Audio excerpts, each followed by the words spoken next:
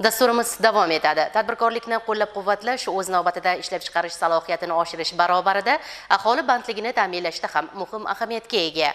Viloyatdagi kichik va o'rta biznes vakillari ishtirokida tashkil etilgan ochiq muloqotda ayni vaqtda ularning faoliyatidagi mavjud muammolar hamda ularni hal etish masalasiga e'tibor qaratildi.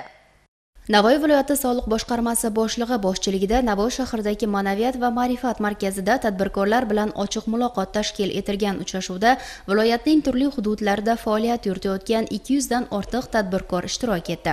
Tadbirda Prezidentimizning 2024-yil 19-martdagi kichik va o'rta biznesning iqtisodiyotdagi o'rnini oshirish chora-tadbirlari to'g'risidagi farmoni mazmun-mohiyati va mazkur hujjat orqali tadbirkorlar uchun yaratilgan qulayliklar haqida atroflicha ma'lumotlar berildi. Shuningdek, muloqot davomida ishtirokchilarning dolzarb masalalari tinglanib, xususan qo'shilgan qiymat solig'i to'lovidan hosil bo'lgan ortiqcha summani qaytarishda amaliy yordam ko'rsatish, qishloq xo'jaligiga mo'ljallanmagan yerlar uchun soliqlarni hisoblashda kamaytiruvchi koeffitsiyentni qo'llash, yer toifasini o'zgartirish va yer solig'i hisobotlarini to'g'rilash kabi masalalar muhokama etildi.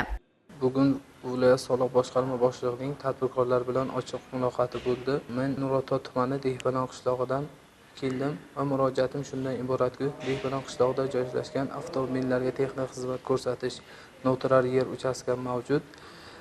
U yer uchastkamda soliq 2025-yil holatiga ortiqcha soliq chiqibdi va viloyat soliq boshqarmasi murojaatimni qonun doirasida ko'rib chiqib, kadastr tizimidagi kamchiliklar ijobiy hal etishga va'da berdilar. Bugun mana viloyat soliq boshqarma boshlig'ini sayyor tadbirkorlar bilan sayyor qabuli o'tkazildi. O'sha sayyor qabulda biz Nurota Goldfish MChJ nomidan qatnashdik. Tashkilotimizda muammo shundan iboratki, 2024-yil qat'iy belgilangan soliq turida faoliyat ko'rsatganmiz.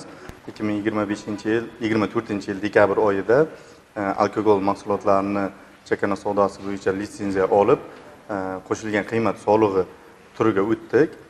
Lekin bugungi kunga qadar korxonamizda o'sha qat'iy belgilangan soliq turi natijasi hisoblanayotganida o'sha masala bo'yicha savol berdik.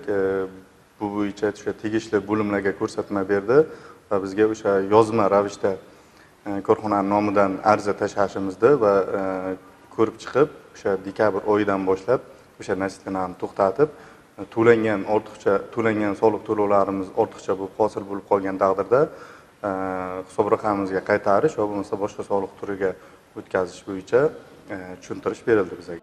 Uchrashuvda viloyat soliq boshqarmasining tegishli bo'lim boshliqlari, sohaga aloqador idora va tashkilotlar vakillari ishtirok etib, har bir murojaat qonunchilik doirasida o'rganildi hamda ularni hal etish bo'yicha aniq chora-tadbirlar va muddatlar belgilandi. Navoiy viloyatida tadbirkorlik subyektlari ishtirokida bir qator ochiq muloqotlar o'tkazilmoqda.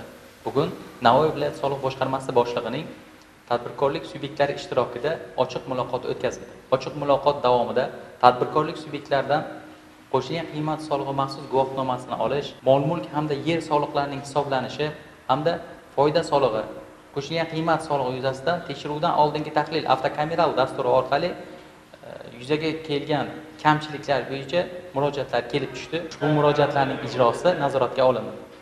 Bu kabi ochiq muloqotlar tadbirkorlik subyektlarining huquqiy savodxonligini oshirish, mavjud muammolarga tezkor yechim topishda muhim ahamiyatga egadir.